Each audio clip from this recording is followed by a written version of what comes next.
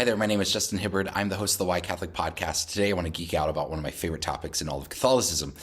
Sometimes I hear Protestants use the term Roman Catholic. Justin, you became Roman Catholic. And I'm like, yes, and yeah, okay. Or I often hear someone arguing against Catholicism, and they use the term Roman Catholic, and that's usually the dead giveaway that they don't know what they're talking about when it comes to Catholicism. Because not all Catholics are Roman Catholic, but all Catholics are in communion with the Pope in Rome. Let me say that again. Not all Catholics are Roman Catholic, but all Catholics are in communion with the Pope in Rome. To understand this, we have to do a little bit of a history lesson. And for those of you who are history buffs, you know the nuance of what I'm going to talk about. You're going to be like, whoa, that was way too simplistic. Please forgive me. I know. So you had the Western Roman Empire. That was the Latin speaking part of the empire. And you had the Eastern Roman Empire, which was the Greek speaking part of the empire. Well, when Constantine the Great conquered the Roman Empire, he conquered it in the west. He conquered it in the city of Rome and eventually moved the capital to Constantinople, modern day Istanbul in Turkey. And that was in the eastern part of the empire. And what ensued was a lot of conflict between Rome and Constantinople. Well, a little bit later, they established 5 hubs in the Catholic Church. You had, of course, Rome, Constantinople, but then Antioch, Jerusalem, and Alexandria. These were kind of the 5 major hubs of the Catholic Church. But then you had the Muslim invasions, and those really took prominence and power away from Alexandria, Jerusalem, and Antioch, and eventually Constantinople. But for a long time, you had Rome and Constantinople that really stood alone as these influential hubs of the Catholic Church.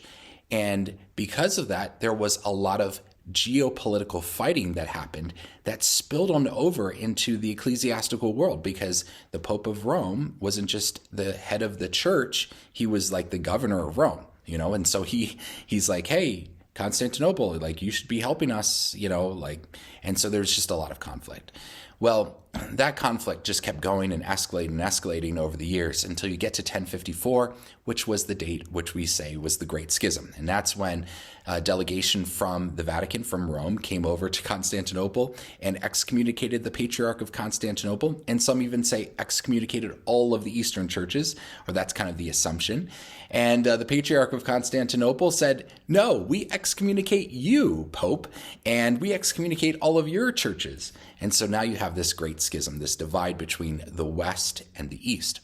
Well, the Western churches, the Latin-speaking churches, continued to evangelize, particularly in the backs of political efforts. So, for example, as Spain and France and England went into the New World, the Catholic Church went there with them, and so planted churches in Mexico and the United States and so on, and also in the Far East, and even in the Middle East and India and so on and so forth. So there was a large growth in the Latin-speaking church. Now, what happened? Remember, this is the time before emails and phone calls, so you had a lot of churches in the East who said, wait, what's this deal with us not being in communion with Rome anymore? We want to be in communion with the Pope. We think the Pope is the earthly head of the church, and so we want to be in communion with him. And so they made efforts to be in communion with the Pope in Rome.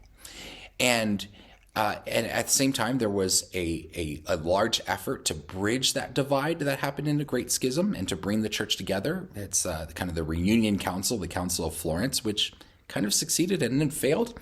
But the church in Rome decided, the Pope and the Vatican and so on decided, hey, let's make a way for other churches that want to be in communion with us to retain their rites and some of their practices that might be different than ours, but be in communion with our church.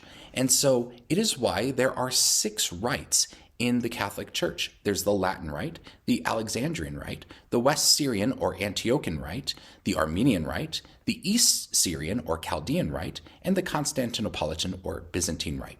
These are the 6 rites in those churches, and there are 24 sui juris churches. We call it sui juris, that means of their own right, that fall into those 6 categories.